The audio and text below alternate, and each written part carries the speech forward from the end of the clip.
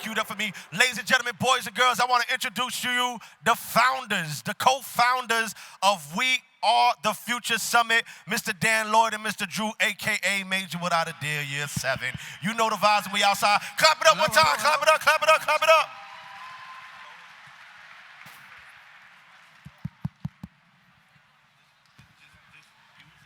Shout out to Westbury, too, man. They said we wasn't showing West Money no love, so shout out to Westbury. How many of y'all in here have heard of Earn Your Leisure? Make some noise for Earn Your Leisure. These two guys are literally changing the landscape of what financial literacy means. They're empowering our generation. They're making thousands of millionaires. How many of you like money? How many of you want to make money? How many of you want to learn how money works? So when we talk about financial literacy, it's not just thinking that you're going to get rich and splurge. It's about understanding not only how to make sure that your time is making money, but that your money is investing into not only your lives, but your children and your grandchildren. And that's the definition of generational wealth. And it could start with every single one of you here right now. And that's why we're so blessed and grateful to have Earn Your Leisure here with us today. Let's give them a matter of fact, everyone stand up. Everyone stand up. Get them a big round of applause, man. Big round of applause. Let's make a lot of noise for Earn Your Leisure. Make some noise.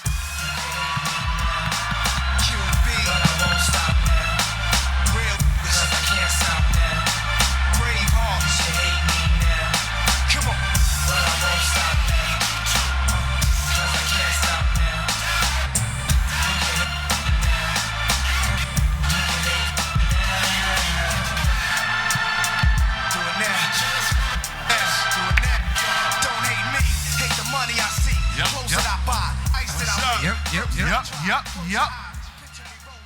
Oh. Yes. Okay. I like this. I like this. School blessings. This is the best part of school. So welcome to Long Island. As we said, we're super grateful to have y'all here. And the purpose of this conversation, our summit, when we talk about bridging the gap between policy and culture, a large part of that is understanding wealth, understanding how money works, but also making sure that that money is getting reinvested into our community, first into our individuals, and into our residents and our demographic. So to kick off, we really want to just kind of learn more about both of you and the origin of Earn Your Leisure. And we know that you started doing the conversations in high school. We have over 1,500 youth here with us today. So can you just talk a little bit about that early work with Earn Your Leisure? Yeah, absolutely. Really quickly, anybody want to be a millionaire in here right now? Raise your hand. You see how many people raise their hands? And so that's how we started, right? There was a bunch of kids in our community who wanted to be millionaires, but they had no idea. They have never seen one. And so our thing was to try to figure out how they could attain that goal without doing athletics or entertainment, but find it in ways that they could do it inside of business and careers and entrepreneurship. And so it started in the classroom, exactly how I said. We're trying to figure out how to get these kids to aspire to be other things, and based on how they performed in the program, we were going to pay them money, like $500. And so if we were paying them, we wanted them to understand what money is, how it works, how it could be spent, saved, and shared. And based on that, it was like, all right, now we have something concrete. At the time, I was teaching, Rashad was a financial advisor. I was like, yeah, we got to move this program everywhere. We got to get it in Westchester County, we got to get it in the city, we got to get it in Long Island. I'm like, we can do this physically, and he was like, nah, man, we're gonna record this on a cell phone, the most powerful invention that's ever been created. And from that point, it was like, all right, well, now if I put it on a cell phone, the world can see it. It goes on Instagram, it goes on social media. The impact is much grander. More people have access to it, and that's kind of how it really went. He already had started his social media campaign and studied social media, which everybody's on. So that helped catapult us to where we're at now. I love it. I mean, it's literally monumental because financial literacy is something that we've heard a lot and for a long time. But with both of you, you really kind of changed the concept of it and changed the value in it. So can you also just talk about, when did you start? How long ago? This is fairly recent. It was, we started, that's a loaded question, but As far as for Earn Your Leisure, started 4 years ago. Okay. But we was teaching for a long time prior to that, and then social media came a couple years. Like social media was like 6 years ago. So that's a valuable thing as far as like everybody's on their phone all day, on Snapchat, on Instagram, on TikTok. So looking at it from that standpoint, it's like if we're gonna be on our phones all day, every day, like everybody else is, we might as well be making money from it, as opposed to just wasting our time on Shade Room and Bleacher Report and different things of that nature. So that's something that we saw early. We saw the value of social media before there was anything called influence or anything like that. And we realized that not only could we reach people and help change the trajectory of people's lives, we could make money from it. We could start a business from it with no startup costs, free. And that's what we did. And we used social media to help propel our message, our brand, and create a business as well. Love it, love it, love it. Our communities and stuff like that, this was very important for us to get this to our communities. We've been tapped in with you guys. We see something that you guys say, assets over liabilities. So, I know a lot of people are like frugal with their money. Everybody want to ball out. Everybody want to get dressed. Could you tap into a little bit about that and explain the significance of that assets over liabilities thing that y'all run with? Yeah, for sure. So it's like, we all like nice clothes. We all like nice stuff, watches, different things of that nature. But what's more important is how you're going to pay for it, right? So it's like you could go out and you can work, you can get a job, but you can only work so many hours of the day. You can only make so much money from a job. So if you have assets like real estate, like a business, like stock, these are things that you can make money while you're sleeping. You can make money while you're on vacation. So we saw the value in that and was like, all right, it'll be cool if we have assets that could pay for a liability. So we could still have fun, we could go on vacation, we could buy clothes, we could do whatever we want, but instead of us working, getting a paycheck, and then exchanging that paycheck for a sweater, why don't we actually put it in an asset and then have the asset pay for it? So that was the thinking behind it, and that's something that, when we thought about the slogan, assets over liabilities, it just made sense, and put it on merch. It became popular, and we've been running with it ever since. Yeah, and in terms of real world application, like when we think about assets, it's not just money. It could be people. And so I know we got a lot of young adults in here. If they think of it in terms of anybody that adds value to your life, that's an asset, right? Anybody that's not being productive, or you kind of like, why am I hanging out with this person? That's probably a liability, right? So they're going to be draining you from your energy, your creativity, and anything that you want to do as far as exploring the expectations of what you could do in life, whereas somebody could be putting that into your life. And so, in money that makes sense as well, but in relationships too, right? If somebody is not being productive, you shouldn't be around them. We always say, like, if there's 6 millionaires in a room, you're probably going to be the 7th. It's true, right? Who you surround yourself with is going to be important. So, like, at this age, when people are looking around and they're like, you know what, he's not the greatest person, he's not the best influence, but that's my man or that's my homegirl, that person is probably not the person that's going to have you go to the next level where you want to be. Yeah.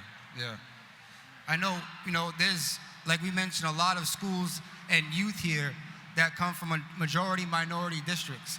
And a lot of our youth focus on athletics and entertainment, as we mentioned, as a potential pathway to building wealth. And me and Drew, actually, probably all of us, I know that Rashad and Drew, we all played ball, right? And unfortunately, we see, I know Hempstead is here, Wyandanch is here, Amityville. These are traditionally powerhouses when it comes to sports. But unfortunately, we see a lot of our leading figures in our community that were powerhouse in sports not really able to pivot into building wealth into other industries. So can you just talk a little bit about that, how both of you have done that, and also some advice to our youth here that may not see other realms or pathways to financial power? Yeah, so if you want to become successful, a lot of us, we always thought that we had to become a rapper or athlete. That was like the two things where, it's an example that's set. Everybody knows at least one rapper from their neighborhood. Everybody knows at least one basketball player, one football player that made it to the league. So it's like that's attainable. But the odds of becoming a professional athlete or a successful entertainer is very slim. So what we think is that if we don't do that, then we just have to get a regular job. right? And just live a regular life, but that's not true. We're entrepreneurs, and we're able to live the life that we want, but we're not entertainers, and we're not athletes, right? And we found a new way to make money, which was in media, through using social media and using YouTube and using a variety of other things that, like I said, everybody is already on currently. So we put our own spin on it. So it all comes down to education. Not the education necessarily that you just get in the classroom. That's important.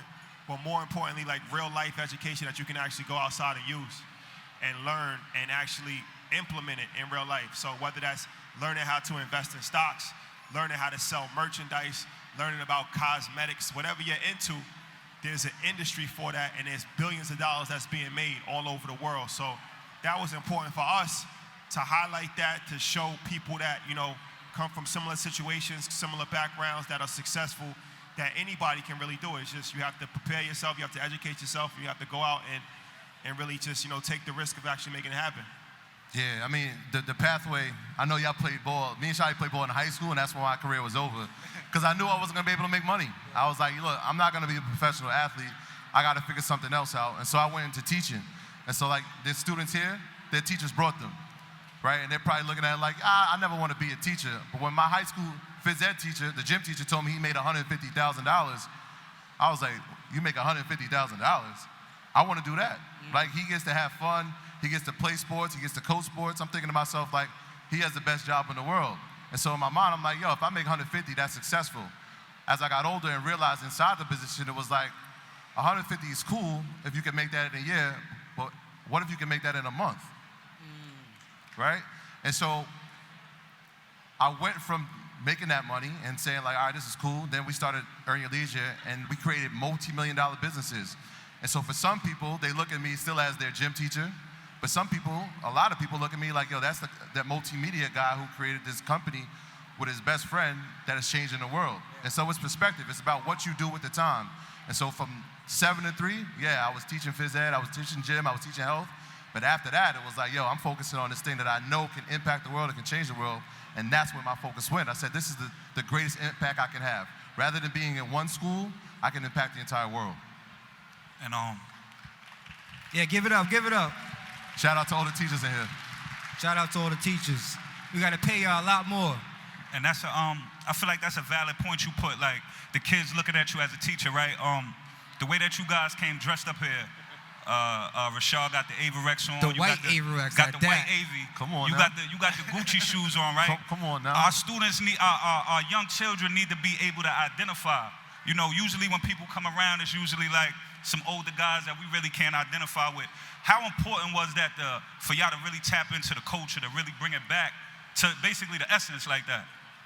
I mean, that's just who we are. Like anybody like to get fly? Like 2 people? That's crazy. This is New York, right? 1 or 2 people. All right, so, my man right here, so he want to get fly. Eagle Academy, they get it, they get it. It was different. Like that's who we always was our whole life. We was always in the fashion. We was always in the sports. We was always in the music. So we didn't want to compromise. We didn't want to change who we are. Like, you know, we feel like this is easy. It's easy to be who you are. It's hard to be somebody that you're not. So I encourage everybody that's young to don't throw away who you are, right? You have to refine yourself. You have to know the situation. When you go into a wedding, that's different from dressing how you go into a party. But if you can keep the essence of who you are and still grow and still educate yourself, you become very, very powerful because there's millions of people that can relate to you. And that's something that we did. When you talk about business and finance, most people think about people that wear suits and work on Wall Street. They don't think about people that look like us or talk like us, but that was actually our superpower that actually helped us because that made us very relatable.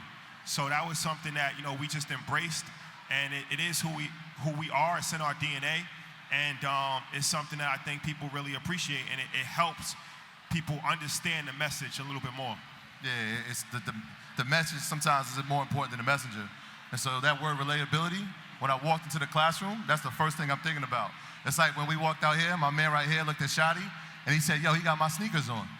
Before he said a word, he was able to relate with him because he said, yo, he's wearing something that I wear, right? Somebody gonna look at me and say, yo, he got those sneakers on, or he got that sweatsuit on. That's something that somebody in my neighborhood wears. So before I say a word, we have an unwritten language. he can see that I'm like him. Facts, and yeah. she can see that I'm like her, right? Like, there's certain characteristics that we have. So it becomes a superpower. It's like they're not expecting this message from the guys that look like us until a crowd of people are getting the message from us. And it's like, wait, those are the guys? And so we get to be authentic. I love this line. Like Drake said, like, you could be anybody in the world, even yourself. Like, we get to be that every single day, right?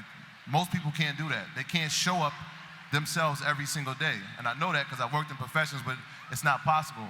And so we show up like this if we go into Joe Budden's show or Drink Champs, but we show up like this when we go to CNBC or we go to Bloomberg, because we get to be ourselves, because what we're saying is more important than what we're wearing a lot of times. I love it. I love it. A big motto for us is bridging the gap between policy and culture. And when we talk about policy, we're really referencing power, how power works. Yes, there's the 3 levels of government. Yes, we need to vote. Yes, we need to fill out the census. But if we're not really getting this next generation of 18 in this next 2 years to vote, we're really losing the power that we have as a community. Unfortunately, though, a lot of our demographic doesn't really understand how power works, but more importantly, even where the state of our culture is. And not to get too deep, because this could be a very deep conversation, but we are in a weird place right now with our community and our culture. And the question is it empowering us or is it hurting us? So we'd really love your perspective on where our culture is right now. Also, the challenge for everyone here to kind of redefine that in the next 10, 15 years, because we have a very short window with intelligence technology shifting at a rapid pace. So can you just talk a little bit about where, in your perspective, where culture is right now? Yeah, I mean, I feel like culture is in an interesting spot right now. You got a lot of negative influences. You got some positive influences as well.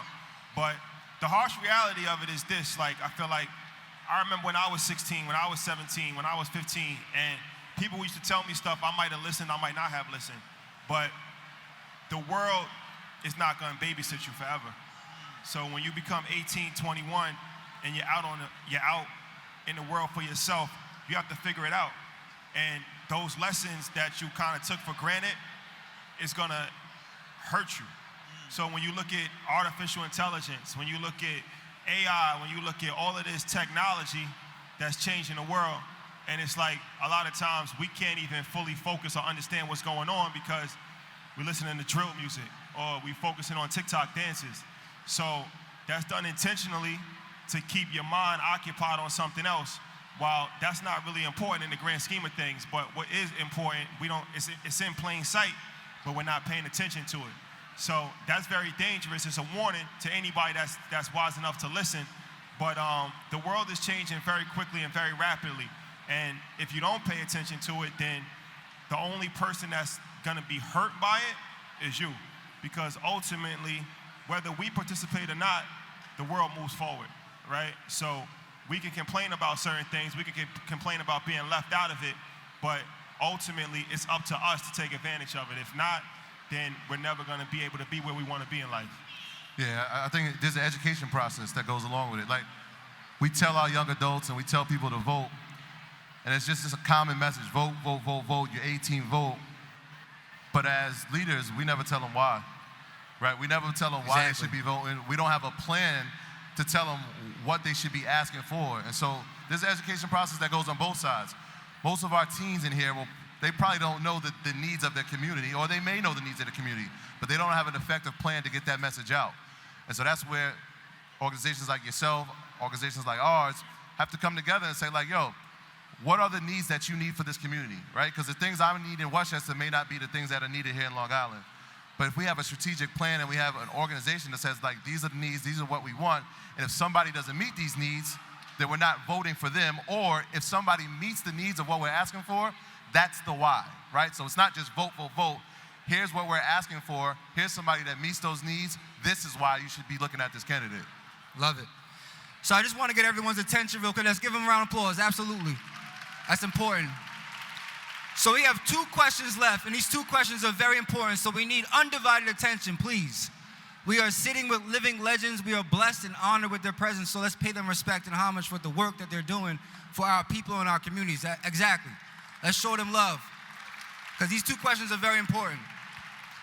And I actually want to know too, personally, but the first question is, for anyone that really doesn't understand how to start investing, and again, not the whole entire deep part of it, but just to start.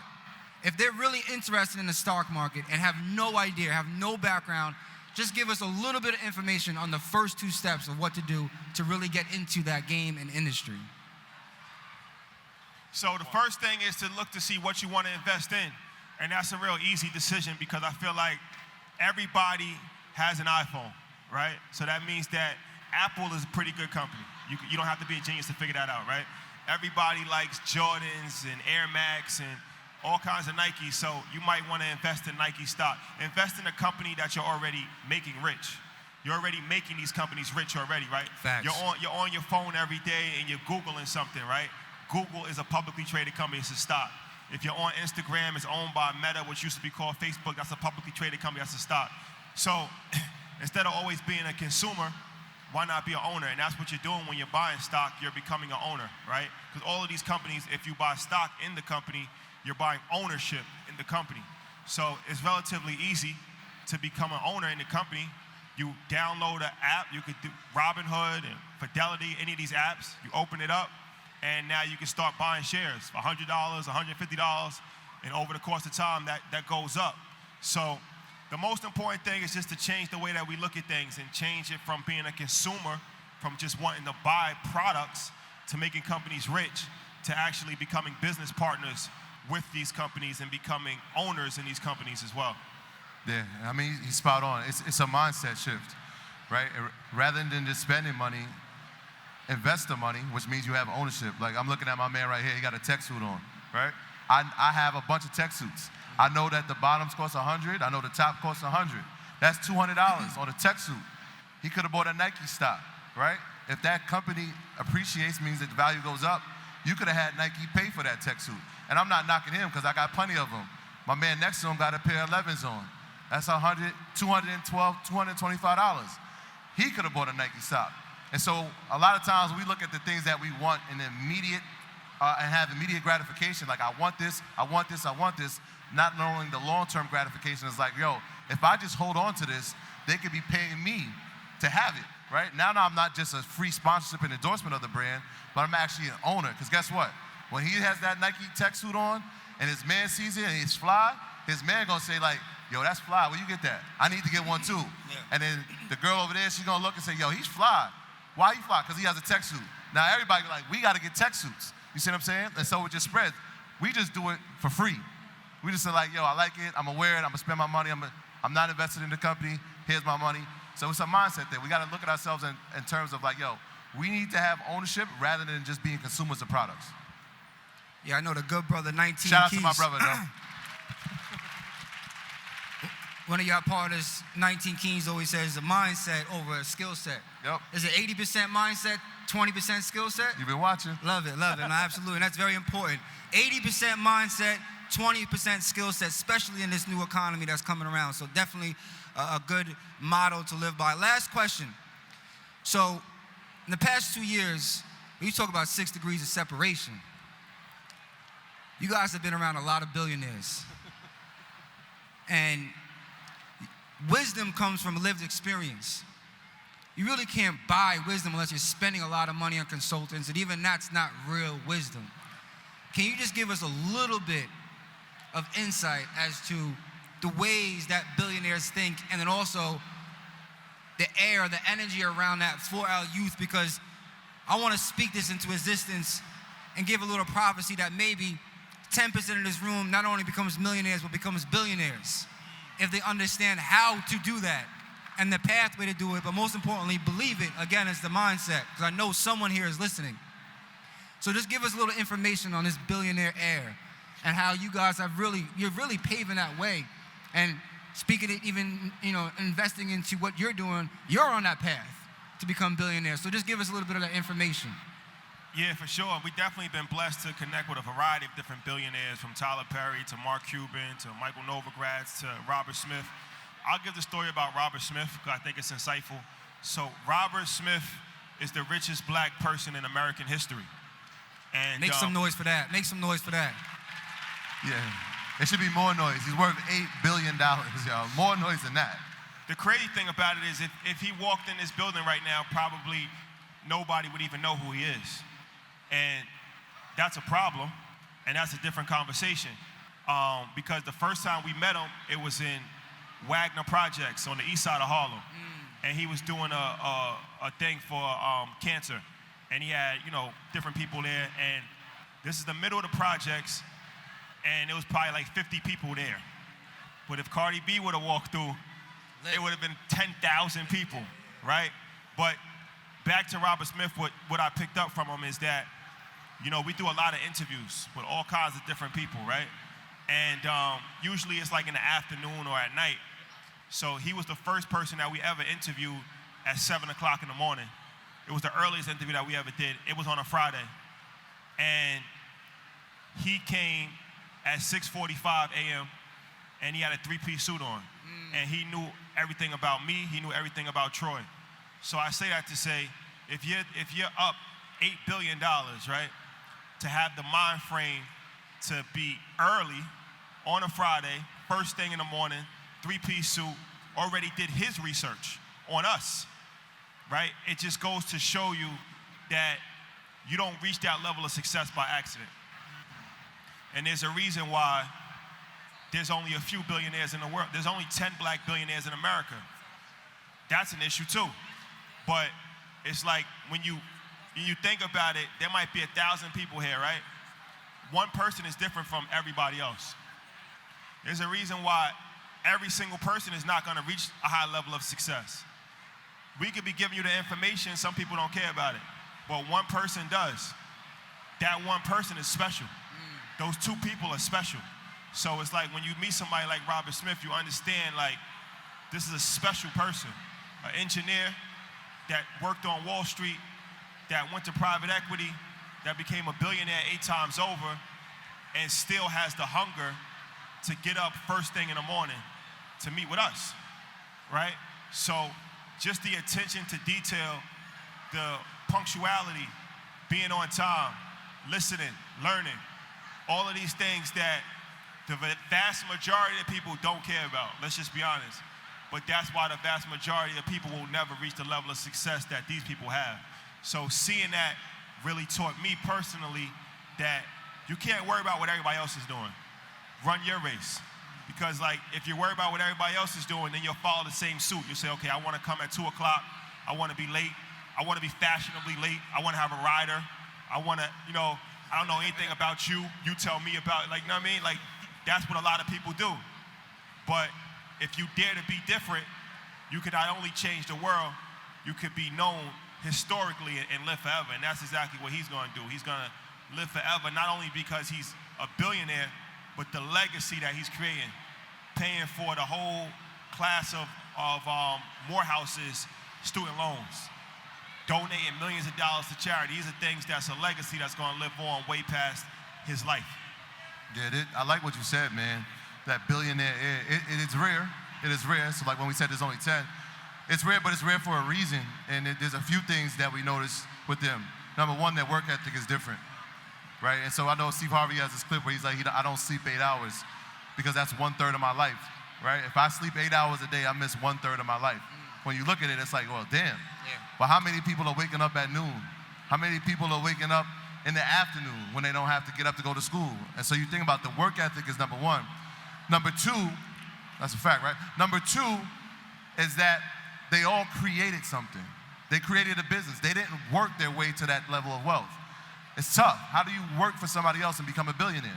They all created their own business, whether it was Robert F. Smith when he had Vista Capital, Tyler Perry Productions, even Diddy with Sean Combs Enterprises, Jay, Rihanna with Fenty. They've all created businesses as entrepreneurs, and they've scaled it to that level. The last thing that they have, and this is something that the late, great Sidney Poitier said to Tyler Perry, was like, I want you to dream big. I dare you to. And so they had the mindset, the vision to say, here's where I'm at, here's where I want to be, but that's where I'm going, right? They had that type of vision. And so that's important, right, for young adults to say like, yo, this is where I'm at now, here's where I want to be, but where do I want to go? And the limits, right, there is no limit, right? The possibilities are endless.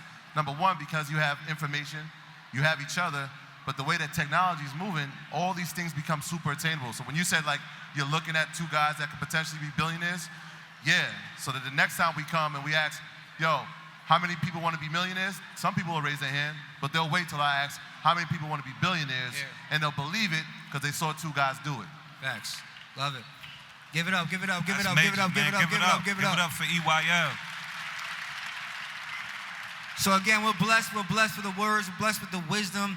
Just give some words of encouragement to our crowd before we leave off. Anything that you want to share, anything, any knowledge. I know we got Invest Fest coming up, major, massive event for the nation.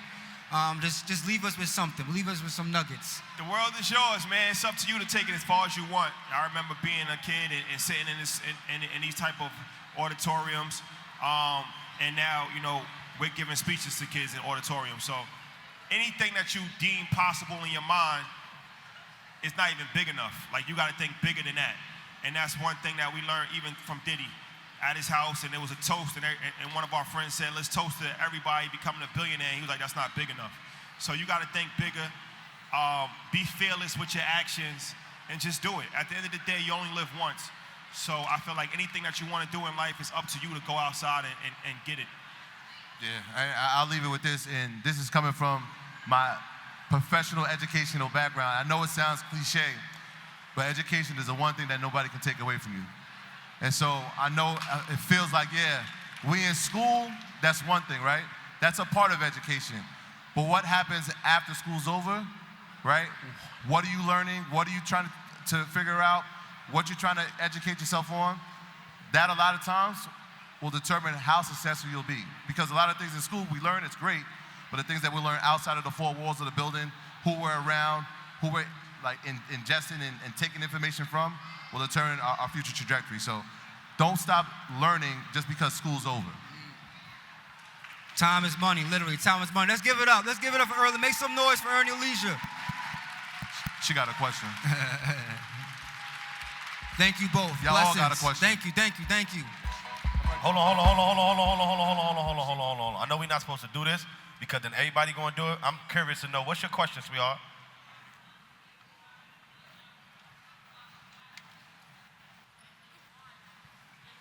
The 5 businesses that y'all launched since the beginning. 5? She said there's 5 businesses that y'all launched in the beginning. Just name them real quick. Like, talk about it real quick. 5 streams of how we getting money? All right, so based on the interviews that you did. So Earn Your Leisure is a business in itself. We were able to create another show called Market Mondays, right? That's another show, 2 shows. We created EYL Vending, which is where we got vending machines inside of our high school. We donate the proceeds back to the senior class every year so that nobody has to worry about having economic hardship to go to the prom or senior dues. We have EYL Trucking, which is a logistics company, and we have a bunch of real estate. And so shout out my brother Matt is in here. Matt, MG, the mortgage guy. He educated us on how to get in the real estate game, so we bought properties. So those are, shout out to the Toronto crew. We got 5, those are 5 different businesses right there just from the episodes that we did. Awesome. Thank you. Thank you again. Blessings. Make some noise for EYL, Earn Your Leisure.